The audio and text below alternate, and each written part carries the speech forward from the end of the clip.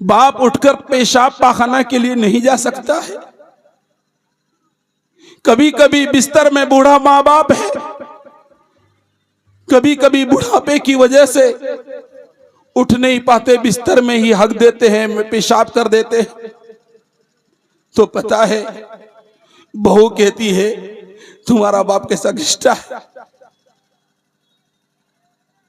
बहू कहती है तुम्हारा बाप कैसा घिष्टा है, इसको यहां से बाहर कर दो, दूसरी जगह सोने के लिए कहो। बेटा अपनी बीवी की बात मानकर बाप को कभी वहां से हटा देता है, बल्कि यहां तक कह देता है बूढ़ा हो गए तो नहीं तो कोकल छे, डांटना शुरू कर देता है। अरे बाबू, कभी तुमने ये नहीं सोचा कि तू बचपन में सो रहा था, सख्त और कड़ाके की सर्दी थी, तू बिस्तर में पेशाब कर देता था और उस पेशाब से भीगे हुए कपड़े को माँ अपने ऊपर तो सो लेती थी और तुम्हें सूखा कपड़े में सुलाती थी। और कभी कभी ऐसा होता था कि तुम बिस्तर में पाखना कर देते थे, जिसकी वजह से तुम अपना कुर्ता भी गंदा करते, माँ बाप का कुर्ता भी गंदा करते, बिस्तर भी नापाक कर देते, लेकिन तुम्हारे माँ बाप कभी मारे नहीं, केवल के प्यार से तुम्हें उठाते, तुम्हारी गंदगियां साफ करते, सुबह को उठकर तुम्हारे बिस्तर को साफ करते, उसको सुखाते और फिर तुम्हारा ख्याल रखते।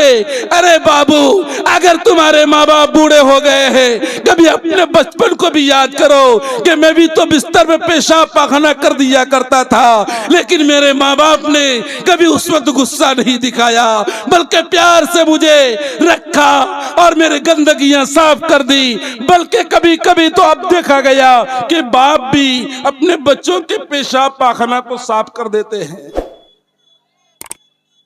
अब अगर वही बच्चा बाप को परेशान करने लगे, माँ बाप के दिल में क्या गुजरेगा।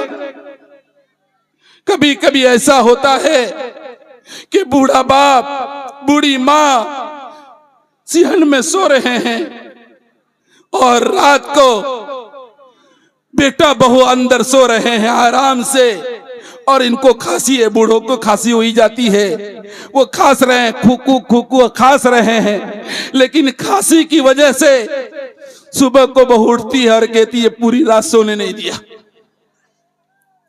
पूरी रात सोने नहीं दिया। खांसते रहते तुम्हारा बुढ़ा बाप खांसता रहता है, पूरी रात सोने नहीं दिया। बेटा बहू अपनी बीवी की बात मानकर बाप को डांटना शुरू कर देता है और कहता है बुढ़ा हो गेलो, दिमाग खत्म हो गया, खांसी ना रोक हुआ हमें ना। अरे बाबा, अगर खांसी वो रोक ही पाते तो खांसते क्यों? कोई खांसता है शौक में? नहीं खांसता। लेकिन तुम्हारे बाप की खांसी की वजह से तुम्हें तो बहुत ज्यादा तकलीफें होने लगी, बहू को तकलीफें होने लगी। लेकिन बहू, बेटा कभी अपने बचपन को भी याद किया है?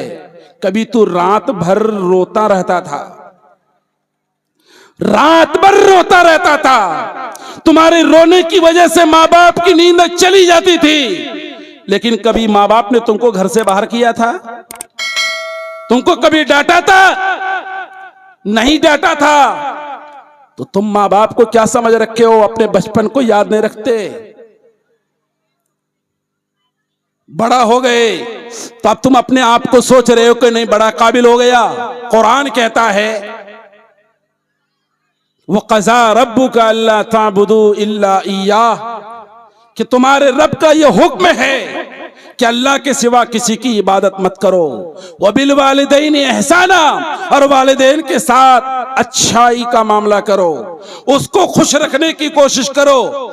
इम्मा यबलुगन्ना इंदकल किबर अहदुहुमा औ किलाहुमा, अगर तुम्हारे बूढ़े माँ बाप दोनों बूढ़े हो गए हैं या उनमें से एक बुढ़ापे की उम्र को पहुंच चुके हैं, फला तकुल लहुमा उफ, तो उनको उफ भी मत कहना। माँ बाप को उफ कहने की भी इजाजत नहीं है। हजरत थानवी रहमतुल्लाह अलैह, जो उलमाए किराम ने हमारे अकाबिर ने जिनको हकीमुल उम्मत का लक़ब दिया, हज़रत थानवी रहमतुल्लाह अलैह उफ का तर्जमा करते हूं, यानी अगर बाप ने कोई काम बताया और बेटा ने ये कह दिया हूं, खुदा की कसम ये उसने हराम किया। अगर माँ बाप की बात सुनकर उसने हूं भी कह दिया तो उसने गुनाह कबीरा किया, माँ बाप की नफरमानी की। इसलिए मेरे प्यारे आका, आपके आका जनाबे मोहम्मदुर रसूलुल्लाह सल्लल्लाहु अलैहि वसल्लम मिंबर पर चढ़ रहे हैं और कह रहे हैं, पहले जिना पर चढ़ते हुए कह रहे हैं आमीन, दूसरे जिना पर चढ़े तो कहा आमीन, तीसरे जिना पर चढ़े तो फरमाया आमीन।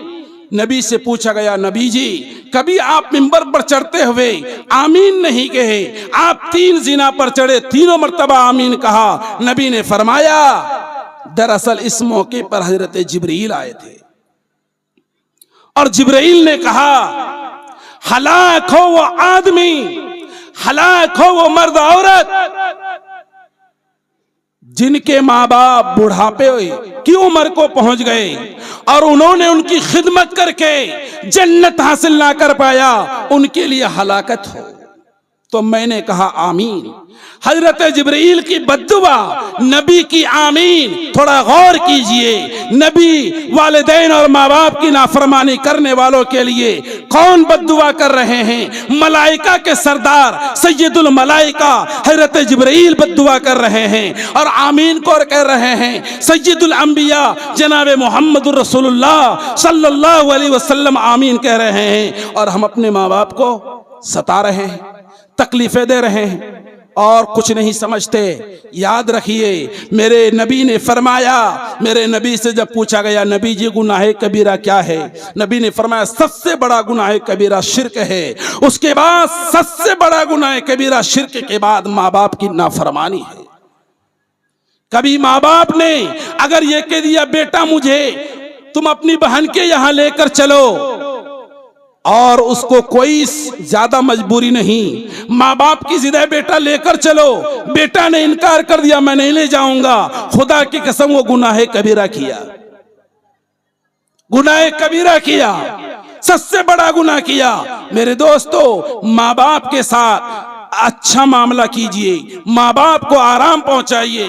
एक वाकया सुनाकर मैं अपनी बात को खत्म करता हूं। बुखारी और मुस्लिम जिसको पढ़कर बच्चा आलिम बनता है, मौलवी बनता है, उसमें वाकया लिखा है कि बनी इस्राइल के 3 आदमी सफर में निकले किसी जरूरत से। बारिश शुरू हो गई, जो ही बारिश शुरू हो गई तो पानी से बचने के लिए, बारिश से बचने के लिए पहाड़ के गार में चले गए। पहाड़ खाने जखन खोकर होचे उखानो कोचे गार, गार के अंदर चले गए। अब गार के अंदर जो गए, इधर बारिश हो रही है और ये